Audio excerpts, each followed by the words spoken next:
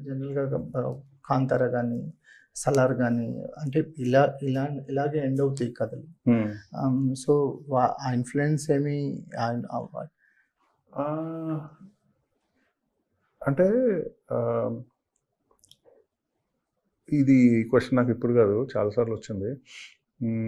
As a writer నేను రాసినప్పుడు గానీ, వాట్ యూ సే చూసినప్పుడు గానీ, నాకు కాన్షియస్‌గా ఇది ఆల్రెడీ ఒక చోట ఉంది అని నేను రియలైజ్ అయితే నేను 100% పెట్టను. ఎందుకంటే నా దగ్గర టైం ఉంటది. ఇంకో రకంగా రాద్దామని.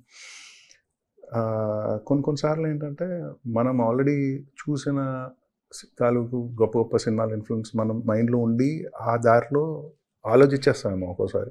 అది 100% అయితే డినై చేయలేం. కానీ నేను కాన్షియస్‌గా రియలైజ్ అయ్యి ఇది అట్లానే ఉంది అని అనిపిస్తే అయితే 100% బెటర్. హ్మ్.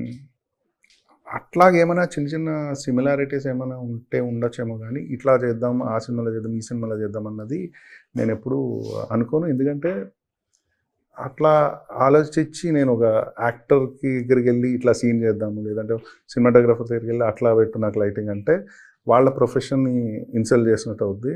అంటే నేను చేసే పనికి వాల్యూ ఇవ్వనట్టు అవుతది. కాబట్టి ఏమైనా సిమిలారిటీస్ ఉన్నా సరే అది సబ్‌కాన్షియస్‌గా ఎక్కడ నుంచి వచ్చినది తప్ప కాన్షియస్‌గా ఇట్లా చేద్దామన్న కూర్చొని షూట్ చేసిందయితే కాదు సార్.